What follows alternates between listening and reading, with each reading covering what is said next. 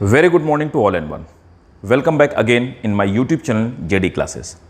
आप सबका फिर से एक बार मेरे चैनल में स्वागत है। एज यूजुअल आज फिर से मैं आपके लिए एक नया बायोलॉजी का चैप्टर लेकर के आया हूँ। 12th क्लास के चैप्टर्स में आप थर्ड चैप्टर जो पढ़ते हैं that is a human reproduction. Human reproduction में हम पढ़ते हैं male sex organ, female sex organ, male gametes का फॉर्मेशन मीन्स स्पर्म का फॉर्मेशन, फीमेल गैमीट का फॉर्मेशन, और फाइनली उसमें पढ़ते हैं कि फर्टिलाइजेशन कैसे होता है, एम्ब्रियो का डेवलपमेंट कैसे होता है और एम्ब्रियोनिक स्टेजेस क्या होती हैं। तो ये कंप्लीट एक स्कीमेटिक डायग्राम था जो मैंने आपको बता दिया, एक फ्लो चार्ट था जिसके थ्रू मैं आपको बता रहा हूँ कि इतने सारे टॉपिक हमें कवर करने हैं। अगर आप मेरे चैनल में नए हैं और अभी तक आपने नहीं सब्सक्राइब किया तो प्लीज़ सबसे पहले नीचे जाइए, आप सब्सक्रिप्शन के बटन को प्रेस कीजिए, उसके बाद बेल आइकन दबाइए जिससे कि आपको मेरी नोटिफिकेशन सबसे पहले मिल सके, राइट। और मेरा एम क्या है कि बायोलॉजी में मेरे बच्चों के 340 प्लस मार्क्स आएँ और ये सब कंटेंट मैं आपके लिए फ्री ऑफ कॉस्ट लेकर के आता हूँ यूट्यूब में, राइट। इसी स्पिरिट के साथ में, इसी डेडिकेशन के साथ में स्टार्ट करते हैं आज का टॉपिक। तो देखिए आज का टॉपिक है मेल रिप्रोडक्टिव सिस्टम। देखिए मेल रिप्रोडक्टिव सिस्टम में सबसे पहले बात की जाए तो कुछ मेल ग्लैंड्स होती हैं जो कि मेल सेक्स ऑर्गन्स होते हैं जिनको हम प्राइमरी सेक्स ऑर्गन्स बोलते हैं। प्राइमरी सेक्स ऑर्गन वो होते हैं जो कि गैमीट का प्रोडक्शन करते हैं। तो मेल में प्राइमरी सेक्स ऑर्गन की अगर बात की जाए तो मेल रिप्रोडक्टिव सिस्टम में प्राइमरी रिप्रोडक्टिव ऑर्गन जो होता है वो हमारा टेस्टिस होता है। Testis, 2 pairs of testis are found, 1 pair of testis are found. 2 unit पाई जाती है इनफैक्ट। तो इसमें जो 2 यूनिट होती हैं दीज 2 टेस्टिस, है ना। तो ये जो 2 टेस्टिस पाई जाती हैं, इन टेस्टिस में लगातार स्पर्म का प्रोडक्शन होता रहता है और कंटिन्यूअस स्पर्म का प्रोडक्शन होता रहता है। अब देखिए कि आखिर कैसे इनका डेवलपमेंट होता है। ये जो टेस्टिस होती हैं ये किसी भी फीटस में, मतलब कि ह्यूमन के एम्ब्रियो में, जब बच्चा अपनी मदर के वॉर्म में होता है तो उस समय जब उस फीटस की या बच्चे की एज 7 मंथ हो जाती है, इनसाइड वॉर्म, अभी वो पैदा नहीं हुआ, तब जाकर के ये एब्डोमिनल पार्ट से, मतलब स्टमक वाले डाइजेस्टिव वाले पार्ट से निकल के बाहर, बॉडी के बाहर आ जाते हैं। आखिर टेस्टिस जो होते हैं, तो टेस्टिस इस तरह से एक पाउच के अंदर क्लोज्ड होते हैं। जिस पाउच के अंदर ये टेस्टिस क्लोज होते हैं, तो देखिए ये इसका लेटरल सेक्शन है इसलिए आपको ये दिखाई नहीं दे रहा। तो ये जो टेस्टिस होते हैं इस पाउच के अंदर क्लोज होते हैं। जिस पाउच के अंदर क्लोज होते हैं इस पाउच को हम स्क्रोटम कहते हैं। तो 7 मंथ में, at the time of 7 month, at 7th month, तो जब 7th मंथ होता है किसी भी फीटस का उसकी मदर के अंदर, तो ये टेस्टिस एब्डोमिनल पार्ट से बाहर निकल आते हैं। और क्यों निकल आते हैं इस बारे में भी हम डिस्कशन करेंगे। एक्चुअली क्या होता है, ये स्क्रोटम पाउच है जिस पाउच के अंदर ये टेस्टिस प्रोटेक्टेड होते हैं, राइट। इन टेस्टिस के बाहर आने के रीजन ये होता है कि जब ये बॉडी के बाहर होते हैं तो हमारे बॉडी का टेम्परेचर, और बॉडी टेम्परेचर, तो हमारा बॉडी का टेम्परेचर कितना है, इसे हम 37 डिग्री सेंटीग्रेड कहते हैं। तो 37 डिग्री सेंटीग्रेड हमारे बॉडी का टेम्परेचर होता है। स्पर्म के प्रोडक्शन के लिए अगर 37 डिग्री सेंटीग्रेड टेम्परेचर रहेगा तो इस टेम्परेचर में स्पर्म प्रोड्यूस हो ही नहीं सकते, स्पर्म मर जाएंगे।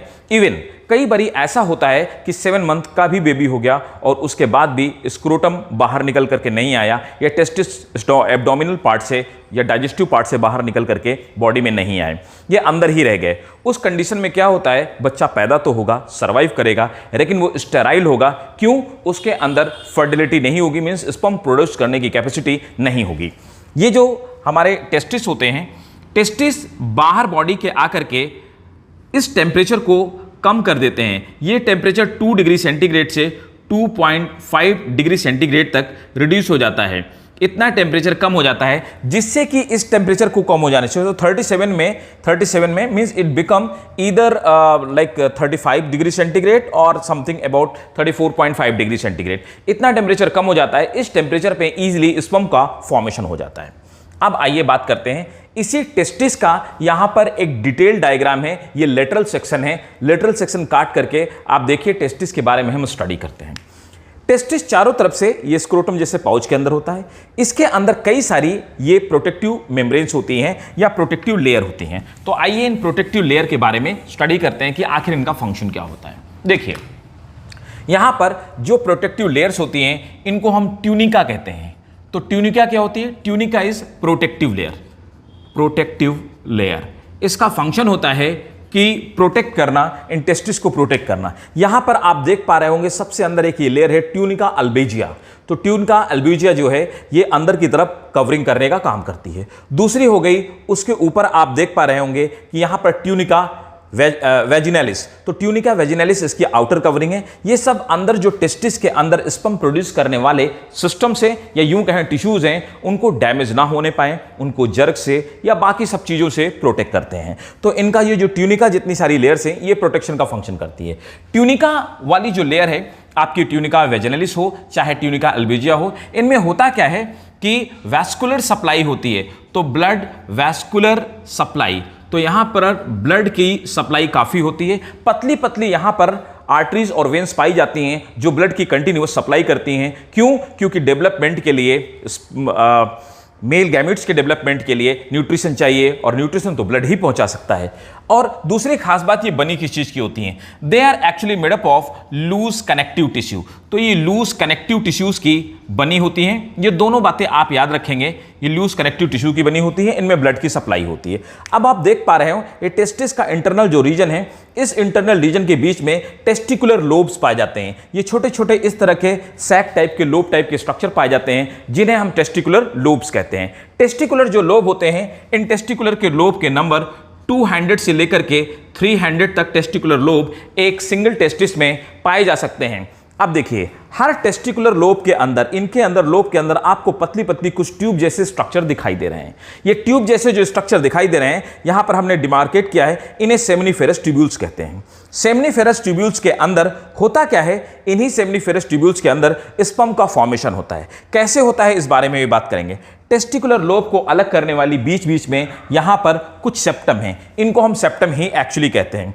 टेस्टिकुलर रोब जो होती हैं, ये जाकर के अंदर की तरफ आप देखिए कि यहां पर अंदर की तरफ जाकर के इन पाइप्स के जरिए या पाइप की सहायता से इस जाकर के एक नेटवर्क जैसा फॉर्मेशन करती हैं। ये नेटवर्क जैसा जो फॉर्मेशन होता है, इसको हम लोग रेट टेस्टिस कहते हैं। राइट, ये रेटिकुलम का फॉर्मेशन करती है, तो इसीलिए हम इसे रेट टेस्टिस कहते हैं। ये सब जाकर के रेट टेस्टिस में मर्ज हो जाती हैं। रेट टेस्टिस में जाने के बाद एपिडाइडाइमिस में जाती हैं, जहां पर कई सारी ट्यूब्यूल्स आपस में मर्ज हो जाती हैं, और मर्ज होकर के यहां से एपिडाइडाइमिस से होती हुई फिर ये वास्ट डिफरेंस का फॉर्मेशन करती हैं। वास्ट डिफरेंस बाहर की तरफ ले जाकर के स्पर्म को रिलीज करने का फंक्शन करता है। अब आइए यहां पर देखते हैं कि आखिर यहां पर फॉर्मेशन कैसे होता है, स्पर्म का फॉर्मेशन कैसे होता है। स्पर्म का फॉर्मेशन के लिए हमें एक बात समझनी पड़ेगी जो सबसे ज्यादा इंपॉर्टेंट है, कि ये जो सेमिनिफेरस ट्यूब्यूल्स होती हैं, इन्हीं ट्यूब्यूल्स के अंदर ल्यूमेन की तरफ स्पर्म का फॉर्मेशन होता है। तो अगर आप बात करेंगे तो ये सेमिनिफेरस ट्यूब्यूल्स हैं।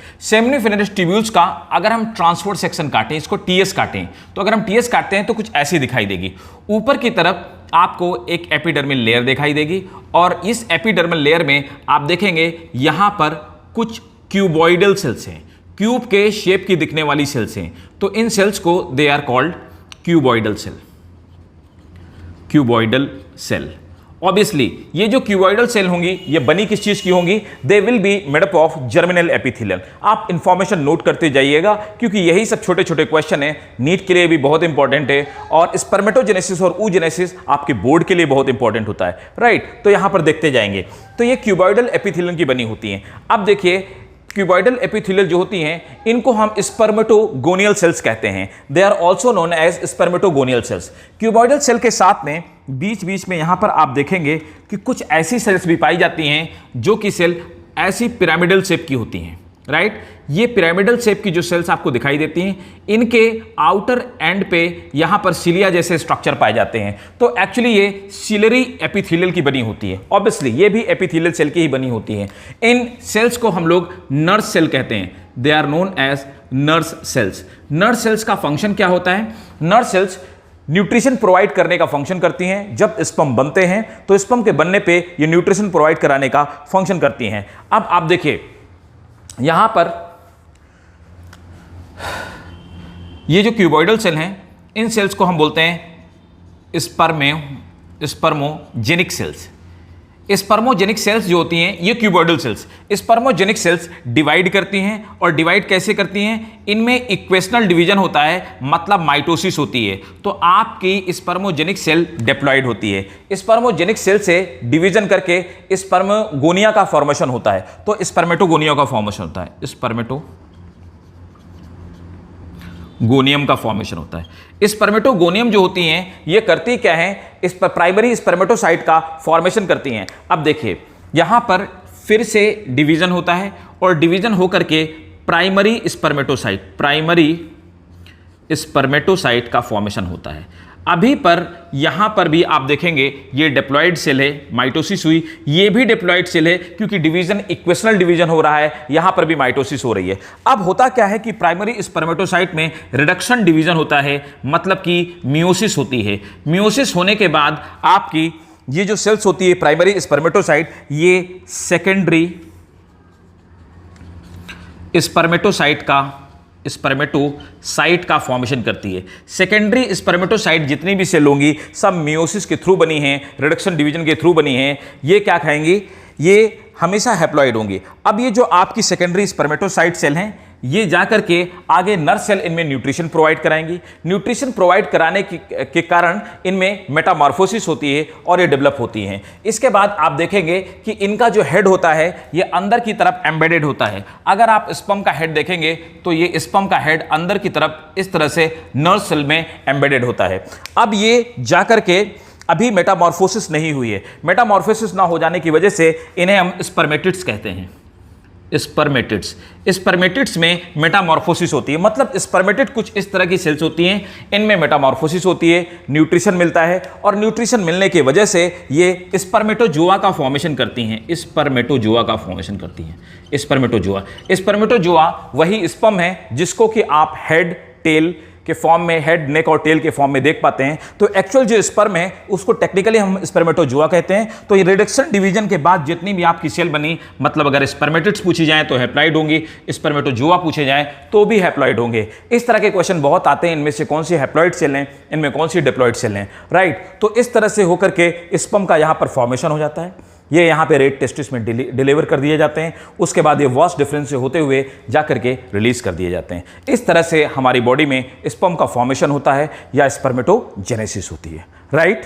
तो ये एक डिटेल स्ट्रक्चर था टेस्ट यहाँ पर फॉर्मेशन का। अब देखिए नर्व सेल का, ये नर्व सेल्स जो होती हैं इनका और फंक्शन क्या होता है। नर्व सेल्स को हम एक और नाम से जानेंगे, लास्ट थिंग है जो इंपॉर्टेंट है, इसे सर्टोली सेल भी कहते हैं। सर्टोली सेल्स या जो नर्व सेल्स होती हैं, ये नर्व सेल या सर्टोली सेल एक तो न्यूट्रिशन प्रोवाइड कराती हैं, दूसरा ये एंड्रोजन्स के रिलीज करती हैं, राइट। और तीसरा इनका सबसे इंपॉर्टेंट फंक्शन होता है फॉलिकल स्टिमुलेटिंग हार्मोन को, FSH को, फॉलिकल स्टिमुलेटिंग हार्मोन को रोकने का फंक्शन करती हैं, right. This was all about the detailed diagram and plus detail structure and functioning of testis. Hope ये आपको वीडियो इंफॉर्मेटिव लगा होगा और आपको सब समझ में आ गया होगा। अगर फिर भी आपके मन में कोई क्वेश्चन है, अगर आपको कहीं पे डाउट है, आप मेरे कमेंट बॉक्स में बिल्कुल फ्री होकर के आप टेक्स्ट कीजिए, आप पूछिए, मैं आपको एक्सप्लेन करूंगा और उसके बारे में और डिटेल में बताऊंगा। और अगर आप कुछ जानना चाहते हो, कोई नए वीडियो चाहते हो या कोई और डिटेल वीडियो चाहते हो, आप प्लीज़ बेशक मुझे बताइए, आप लोग मेरे कमेंट बॉक्स में कमेंट कीजिए, डेफिनेटली मैं आपके लिए एक नया और अच्छा वीडियो लेकर के आऊँगा, राइट। इसी के साथ में आज की क्लास समाप्त करते हैं, right. So thank you ladies and gentleman watching your YouTube channel. अब ये आप सबका यूट्यूब चैनल है, इसलिए प्लीज़ इसको शेयर कीजिए, सब्सक्राइब कीजिए, अपने मित्रों दोस्तों तक पहुंचाइए ताकि मैक्सिमम लोग इसका बेनिफिट उठा सके और मैं भी मोटिवेशन फील कर सकूं आपके लिए हमेशा अच्छे से और अच्छे वीडियो लाने का। Thank you ladies and gentleman.